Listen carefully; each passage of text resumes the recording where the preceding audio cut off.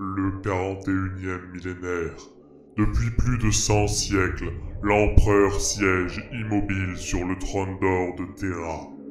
Il est le maître de l'humanité et le suzerain d'un million de mondes grâce à la puissance de ses armées innombrables. Il n'est qu'une carcasse en décomposition qui frémit sous l'influx d'une énergie invisible venue du Moyen-Âge technologique. Il est le seigneur charognard de l'Imperium, au nom duquel 1000 âmes sont chaque jour sacrifiées afin qu'il ne meure jamais vraiment. Suspendu dans cette stase, ni tout à fait mort, ni tout à fait... Vous avez du mal à suivre? Écoutez, j'avoue, on va peut-être trouver plus simple. Rentrer dans l'univers de Warhammer, ça peut faire un peu flipper. On a l'impression que ça va un peu dans tous les sens. Il y a des figurines par-ci, des Space Marines par-là, des orques de l'autre côté...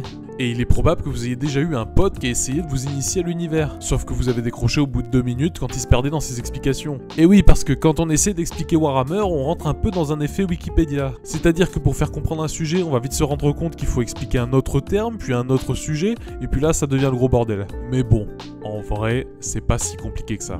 Déjà, Warhammer c'est un hobby qui recouvre plein de disciplines différentes qui tournent tout autour de l'univers de Warhammer 40 000. Et si vous voulez, Warhammer 40 000 c'est un univers de science-fiction un peu comme Star Wars, mais qu'on regarderait pas avec toute la famille. Et non, vous n'avez pas à vous intéresser à toutes les pratiques du hobby pour faire partie de la communauté Warhammer. Moi, personnellement, je suis surtout là pour l'histoire. C'est l'univers que j'adore. Et ça peut se traduire sur plein de formats, mais surtout avec les livres, évidemment. Dans le hobby, on trouve aussi évidemment les joueurs de Wargames.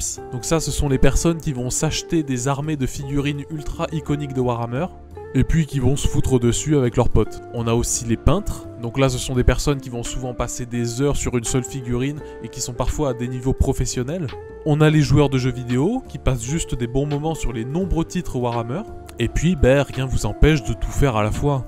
Maintenant, si ce qui vous fait peur c'est la compréhension de l'univers, sachez qu'il n'y a vraiment pas de quoi. Ce qu'il faut vous dire pour vous rassurer, c'est qu'avec 40 ans de Warhammer 40 000 derrière nous, en fait il y a beaucoup trop d'informations dans la nature pour qu'on puisse tout savoir. Alors on va prendre une grande inspiration et simplement se concentrer sur les grandes lignes. On est au 41e millénaire. L'humanité a largement eu le temps de s'étendre à travers l'espace où elle a fondé des milliers de colonies.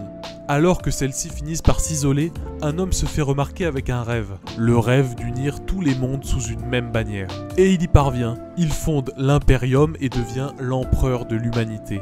Et bon, l'empereur, il a rien contre les soldats normaux, mais son délire, c'est les super soldats. Alors, un peu à la manière de Captain America, il va se créer des légions de surhommes, les Space Marines. Malheureusement pour lui, la moitié des Space Marines vont le trahir. C'est une guerre civile qui marquera le déclin de l'humanité. L'empereur blessé devient une espèce de zombie sur un trône d'or. L'Imperium se transforme en dictature dystopique, et les traîtres qui ont survécu à leur coup d'état raté se jettent dans un univers parallèle démoniaque pour survivre. Résultat des courses, dans le monde d'aujourd'hui, l'humanité est réduite à un état de stagnation et d'obscurantisme, en plus de devoir repousser les différentes races aliens, les démons et les traîtres. Bien sûr, je parle ici seulement du point de vue de l'humanité, le plus commun, celui qui vous intéresse sûrement le plus. Mais, si votre race préférée est, disons, la race alien des orques, et bien dans ce cas, vous avez une toute autre histoire qui peut s'ouvrir à vous. Et c'est là toute la richesse de Warhammer, surtout que quand on prend une seule race, comme les orques, on peut trouver énormément de choses à l'intérieur, différentes factions, différents clans. Maintenant, si tu souhaites en savoir plus, tu sais quoi faire. Je t'invite aussi à rejoindre mon TikTok, où j'ai déjà répondu à plusieurs questions sur l'univers de Warhammer, sur lesquelles je reviendrai pas forcément ici. Et je te dis à bientôt sur Collegia Historium.